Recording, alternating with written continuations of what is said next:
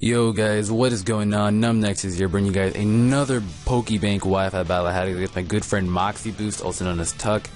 If you don't know who he is by now, his channel is down in the description. There's a bunch of Poke Raps and Wi-Fi battles and Let's Plays and so forth. But let's get on with this battle. We brought a bunch of legendaries, a bunch of legendaries. Just wanted to try out a test team.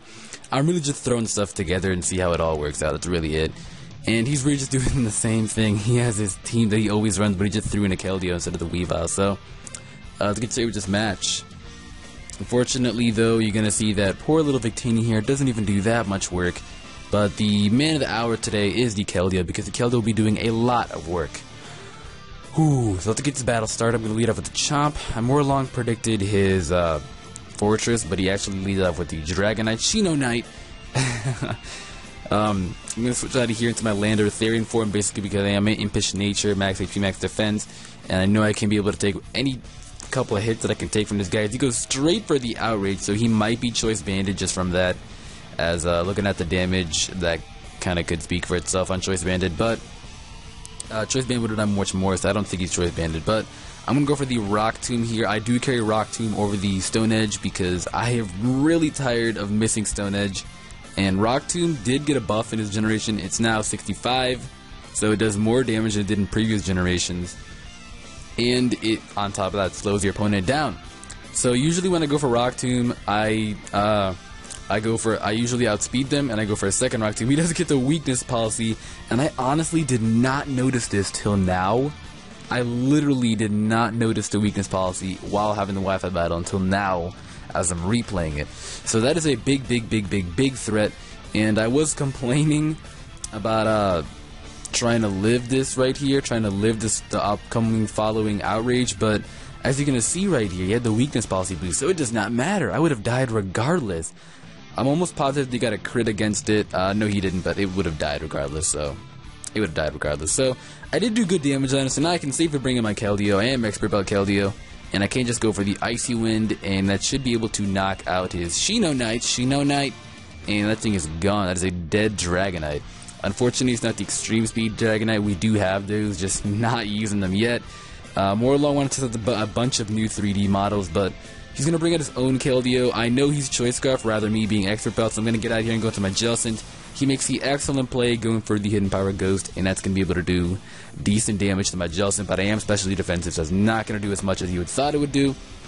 It still did a lot of damage, surprisingly being special defensive, like literally max HP, max defense. That is, for special defense, that is crazy. But I am going to expect a switch, so I am just going to go for the Will-O-Wisp. I was more along expecting him to just bring out his Crocodile, so I went for the Will-O-Wisp there, as he is going to bring out his Fortress. Fortress ends up being a big pain in this entire Wi-Fi battle. Basically, Fortress bobs and weaves. I literally get no hits on this Fortress because I miss all my moves on it. But I'm going to bring in the Victini here, just hard switching into it. I did not expect the Volt Switch, honestly. I rarely ever see Volt Switch on Fortress. So he does go for the Volt Switch there, and I wasn't too worried, but then that gives him free initiative, so I might start running Volt Switch on my own. As he brings out the Honchkrow. Now, he was clowning with me in the call, saying he's going to either Pursuit or Sucker Punch. And he literally made it sound, we were playing so much mind games, made it sound that he was going to Sucker Punch. But I should have just forcefully stayed in and sacked off my Victini, at least getting damage on it. Damage, so I should have sacked it regardless. I was not really thinking that one through, as my Victini is going to die and it's going to do little to no damage. So I'm going to bring up the Mega Lucario here, this shiny 6 IV Lucario, and this thing is just gorgeous. It's not Pokegen, it was actually given to me, so it's not Pokegen, it actually was bred.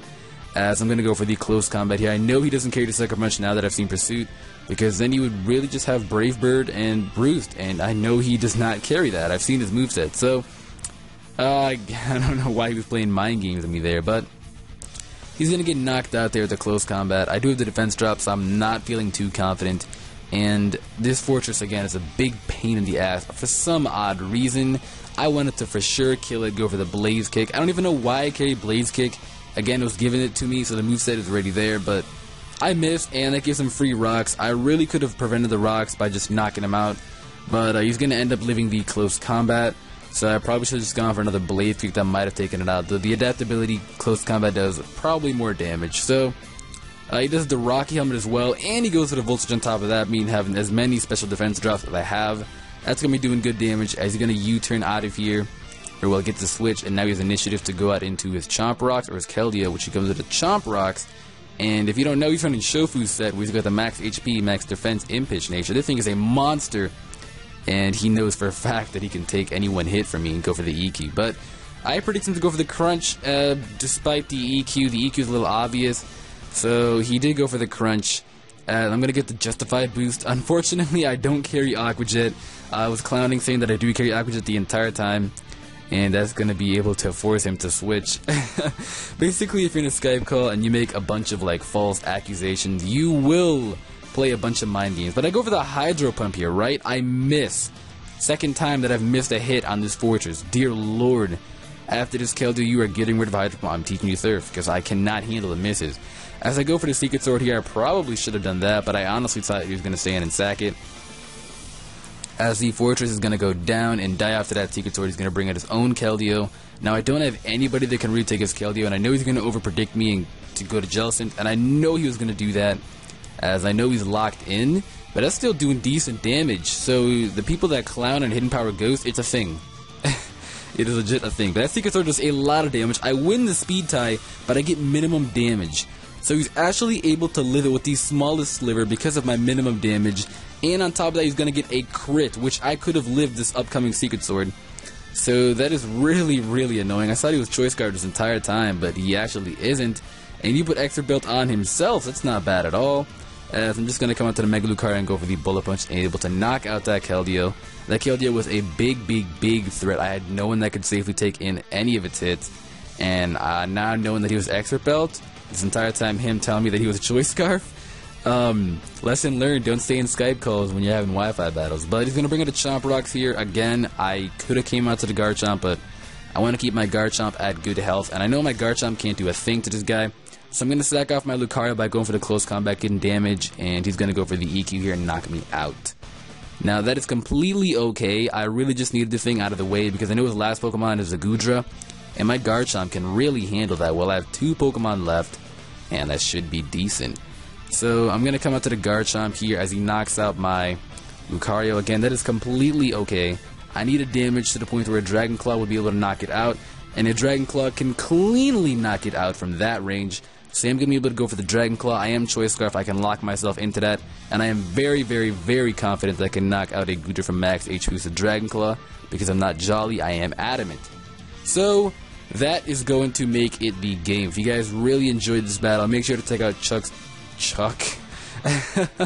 make sure to check out Tuck's channel.